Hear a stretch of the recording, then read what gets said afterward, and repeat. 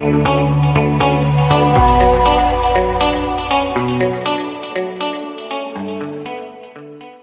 दोस्तों, सीतो सर के चैनल में आपका बहुत बहुत स्वागत है।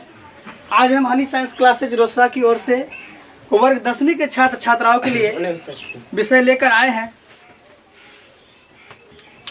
बहुपद, जिसमें इससे पहले वीडियो में हम लेसन 1 अर्थात पोलिनोमियल का लेसन 1 मतलब 2.1 हम लोग पढ़ लिए थे। अब हम आगे कुछ थ्योरी पे डिस्कस करेंगे और थ्योरी को डिस्कस करने के बाद हम लोग उसका एक्सरसाइज करेंगे।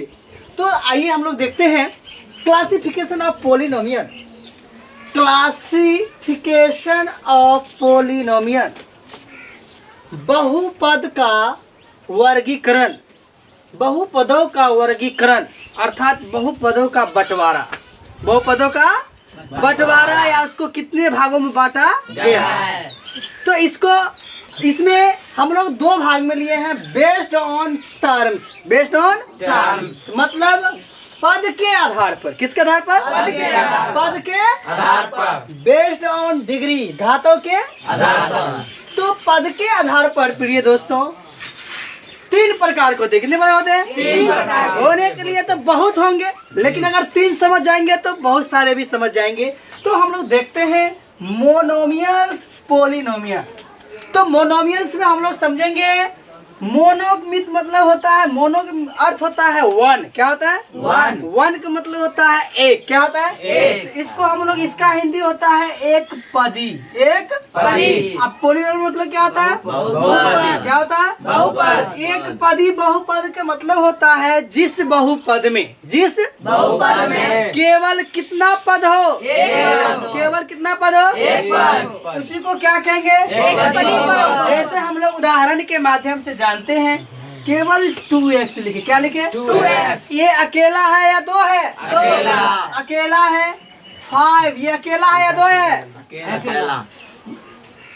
3y ये सब एक पदी है। ये सब क्या है? एक पदी है। तो प्रिय छात्र एवं छात्राओं, बहुपद को अच्छी तरह से ध्यान दें। एक पदी बहुपद मतलब जिस बहुपद में केवल एक पद हो। कितना पद हो? एक पद। उसी को हम लोग एक पदी बहुपद कहेंगे। क्या कहेंगे? एक पदी बहुपद। आप देखिए, हम लोग जानते हैं बाइनोमियल, पोलिनोमियल।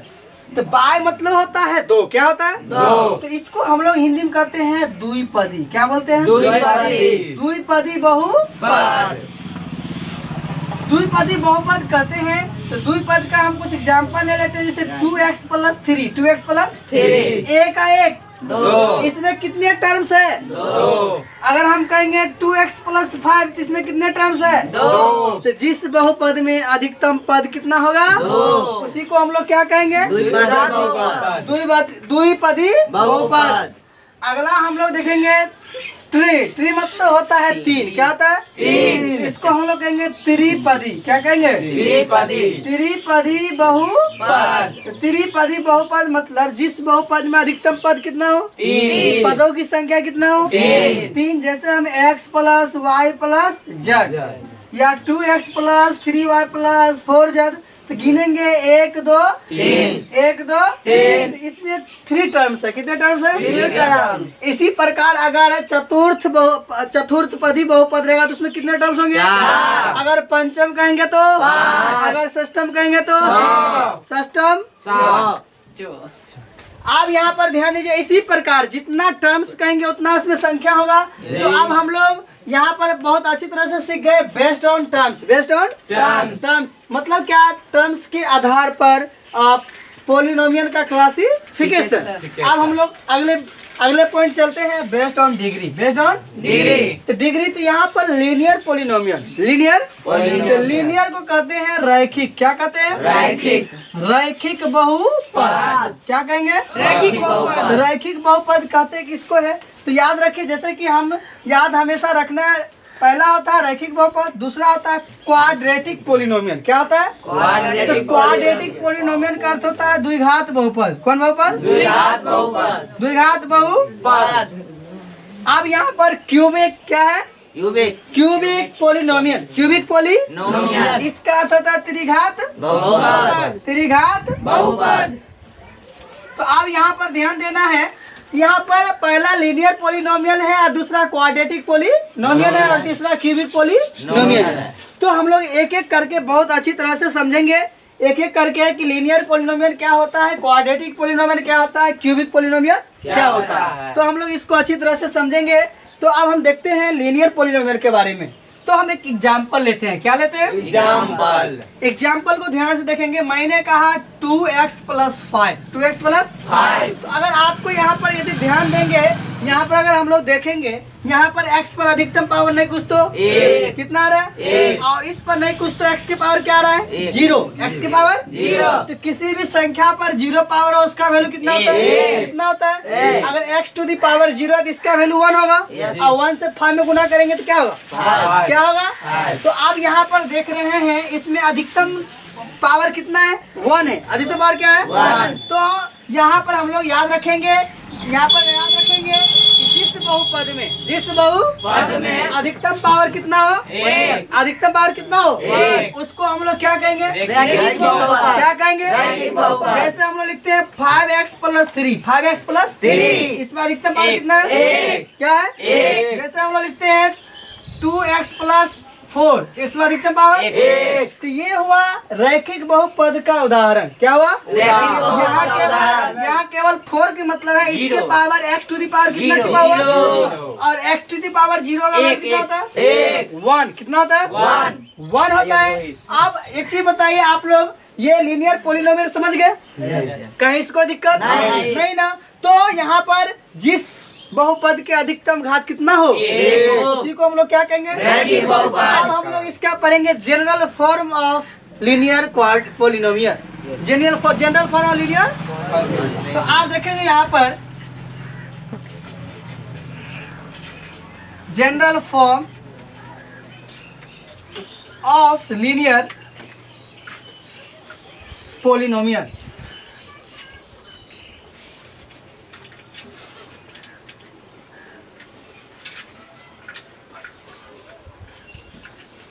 रैखिक बहुपद का व्यापक रूप, रैखिक बहुपद का व्यापक रूप,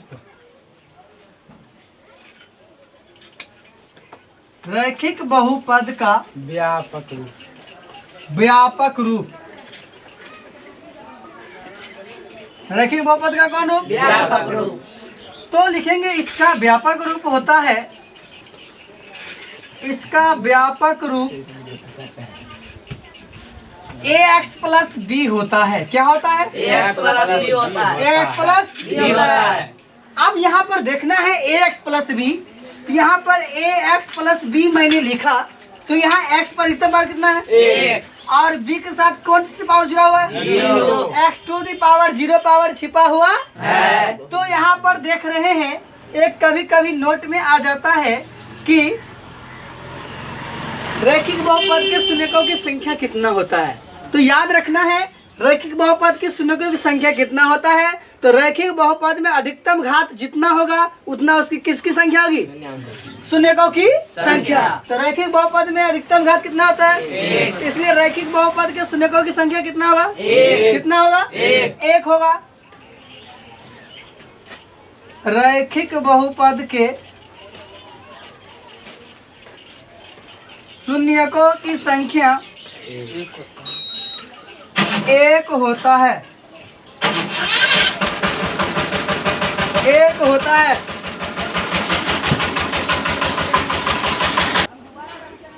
रैखिक बहुपद के शून्यकों की संख्या कितना होता है? 1 होता है। अब हम लोग रैखिक बहुपद के शून्यकों की संख्या ज्ञात करना सीखेंगे। तो रैखिक बहुपद के शून्यकों की संख्या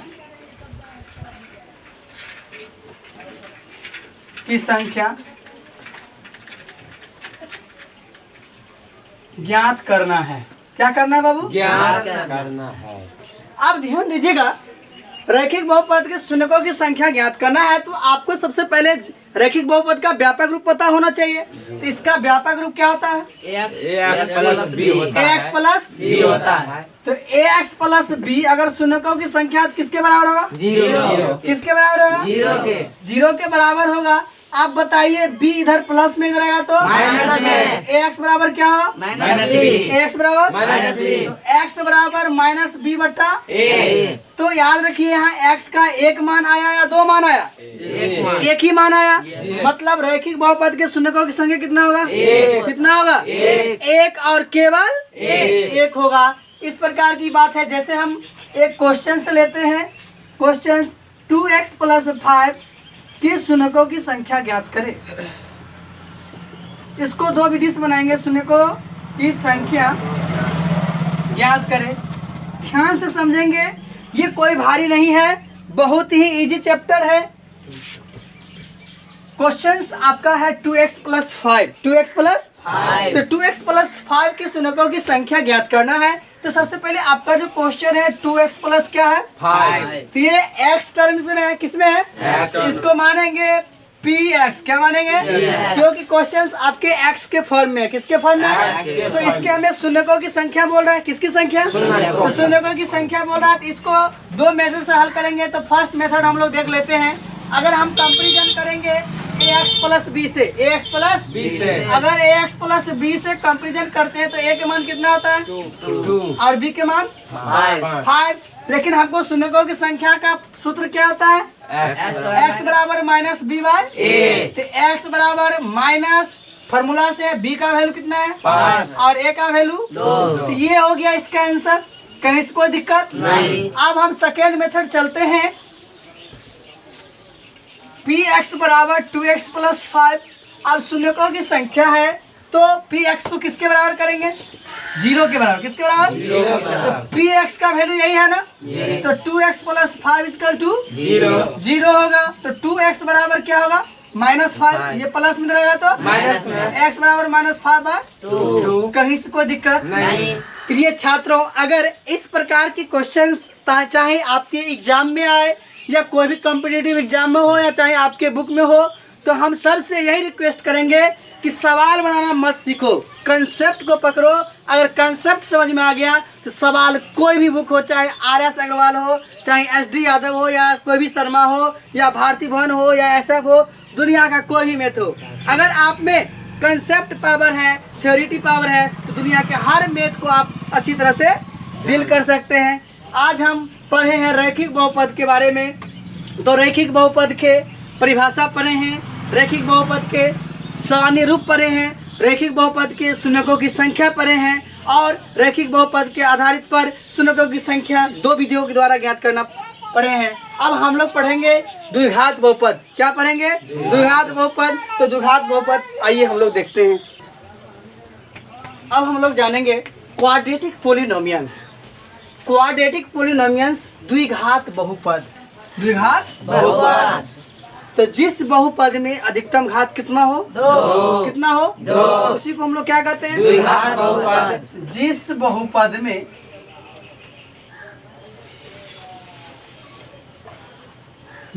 अधिकतम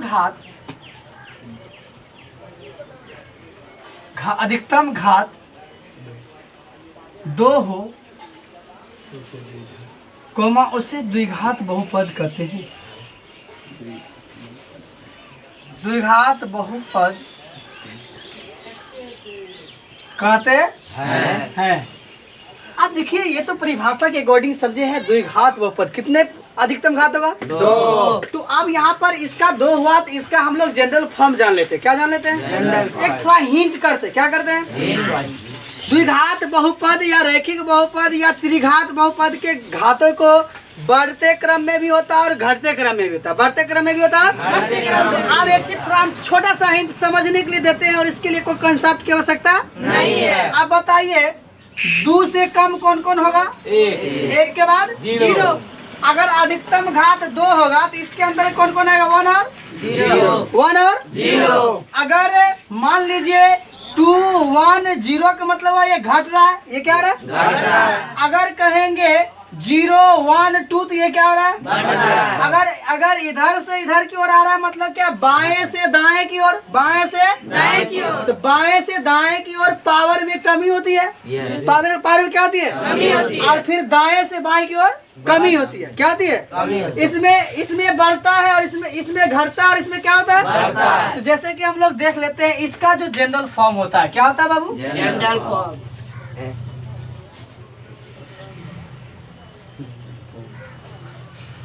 जनरल फॉर्म्स ऑफ क्वाड्रेटिक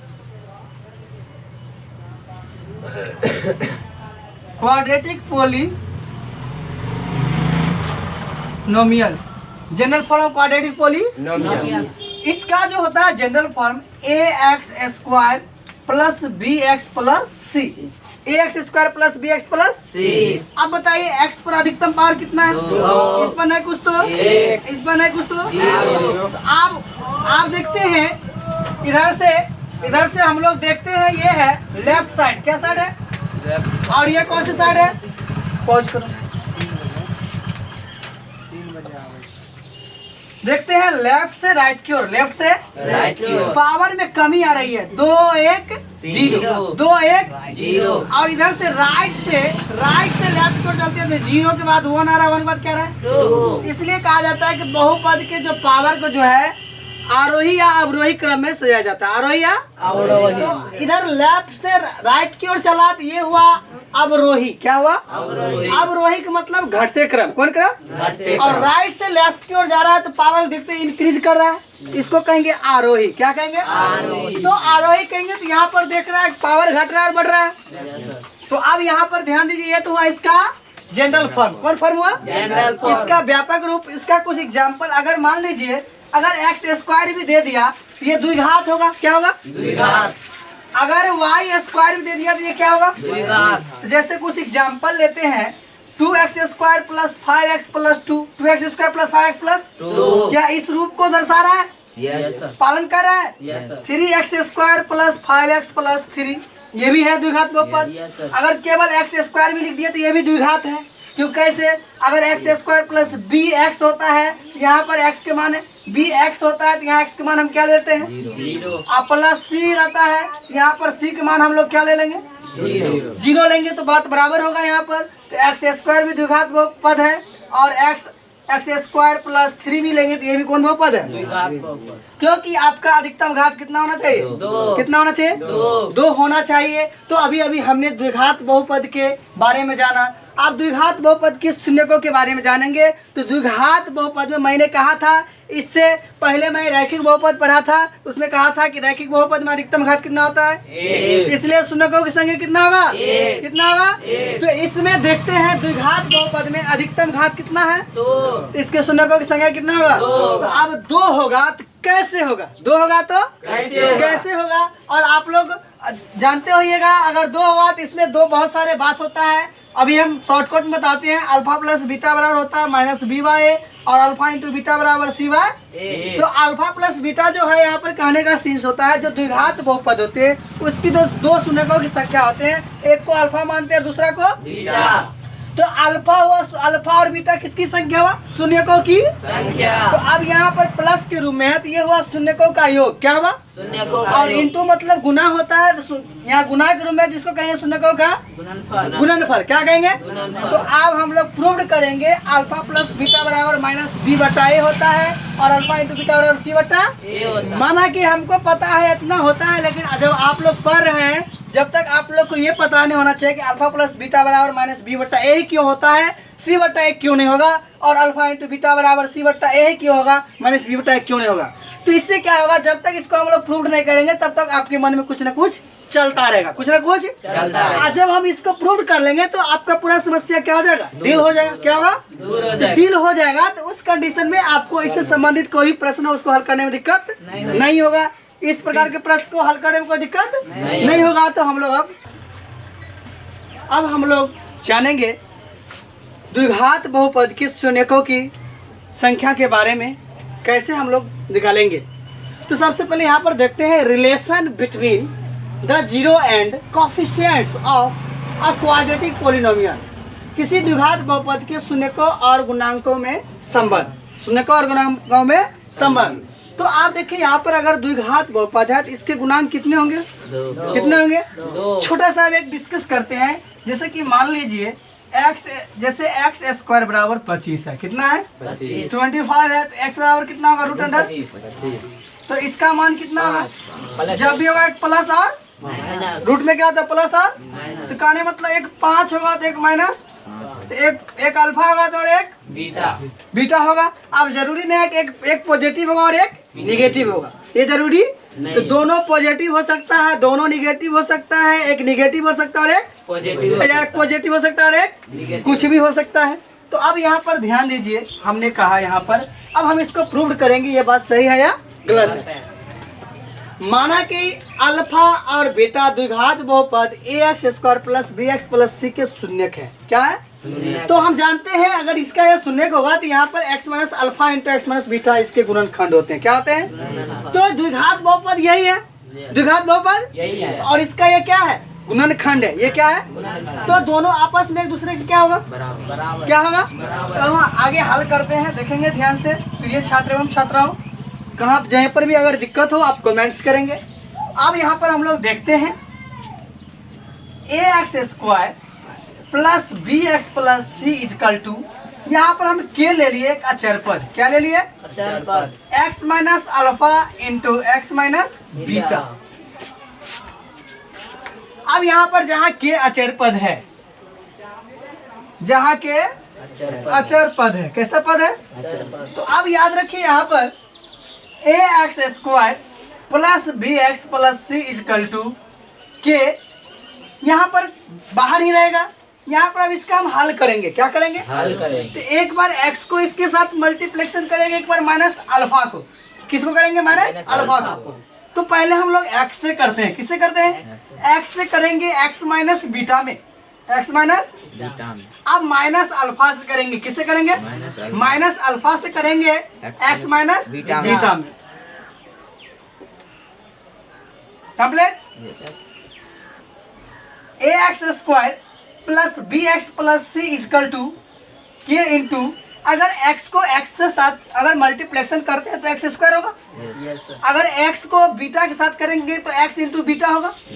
अगर माइनस अल्फा को x के साथ करेंगे तो माइनस अल्फा इंटू एक्स होगा। अगर माइनस को माइनस बीटा से करेंगे, माइनस अल्फा को माइनस बीटा से, माइनस माइनस क्या होगा? और alpha into ax square plus bx plus c equal to के इंटू, अब याद रखिए यहाँ पर इसको हम लोग व्यवस्थित करके सजा करके लिखते हैं अल्फा इंटू एक्स भी माइनस में और अल्फा इंटू बीटा भी माइनस। तो क्या हम इसको ऐसे लिख सकते हैं x square minus alpha into x और माइनस एक्स इंटू बीटा? क्या इसको दिक्कत? दोनों माइनस में है तो लिख दिए, अब प्लस अल्फा इंटू।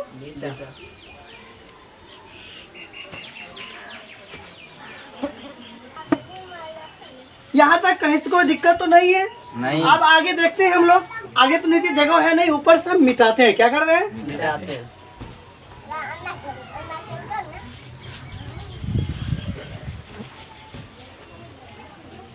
अब हम लोग क्या करेंगे यहाँ पर ax square plus bx plus c equal to x square, यहाँ पर अगर हम माइनस कॉमन लेंगे, क्या कॉमन लेंगे? माइनस। अगर माइनस कॉमन लेंगे तो यहाँ पर अंदर में क्या होगा? Alpha plus beta, alpha plus beta, और दोनों के साथ क्या है? एक्स है। दोनों के साथ क्या है? और एक्स को हम क्या कर लिए? बाहर निकालिए। क्या कर लिए? कहीं इसको दिक्कत? प्लस अल्फा इंटू बीटा, यहाँ अचर पद क्या है? तो अब हम क्या किए? यहाँ पर x कॉमन लिए। क्या कॉमन लिए? और माइनस भी कॉमन ले लिए। तो माइनस कॉमन लिए तो अंदर वाला जितना था सब प्लस में आ गया और x बाहर आ गया। अब हम लोग क्या करेंगे? k को सभी के साथ गुना करेंगे। सभी के साथ क्या करेंगे? इसके अंदर 3 टर्म्स है, एक्स स्क्वायर है और x है और कांस्टेंट है। तो अब यहाँ पर क्या करते हैं देखेंगे, ax square plus bx plus c equal to, इसको अंदर लेकर जाएंगे तो kx स्क्वायर माइनस के into alpha plus beta into x plus k into alpha into beta. K into alpha into beta. तो क्या के सभी के साथ गुना हो गया? क्या इसको दिक्कत नहीं। नहीं है। अब इसे मिटाते हैं।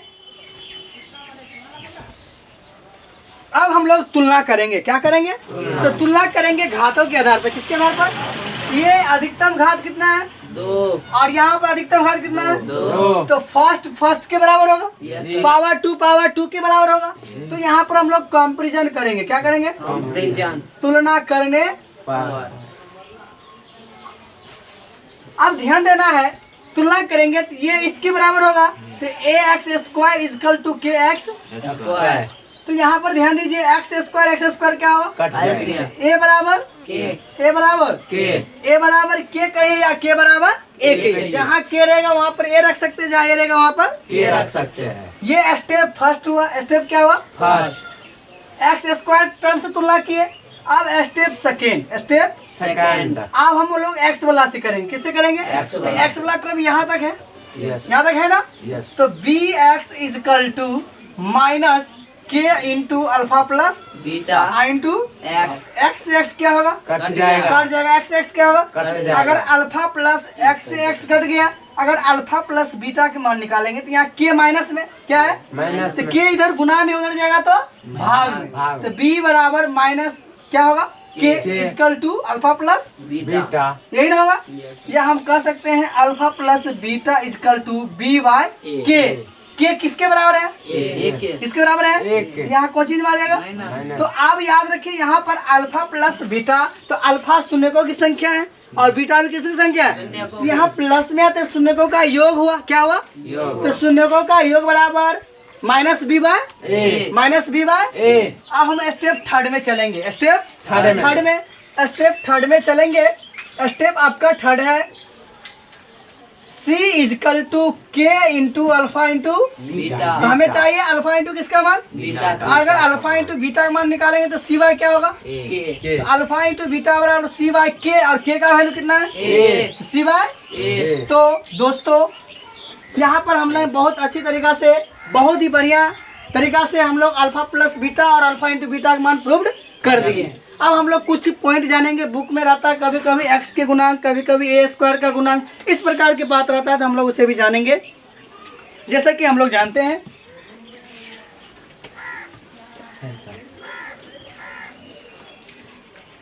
जैसे अभी आपने जाना द्विघात बहुपद का जनरल फॉर्म होता है A X square plus B X plus.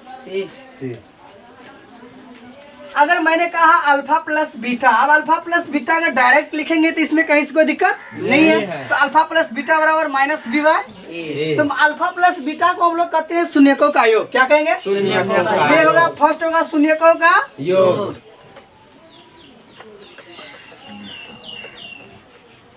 अब इसको कंपैरिजन करेंगे। Alpha plus beta equal to, ये बी है, ये तो माइनस रहेगा ही, लेकिन बी किसके साथ है? बी एक्स के साथ। किसके साथ है? X के साथ। इसको कहेंगे एक्स का गुणांक। किसका गुणांक? एक्स का गुणांक।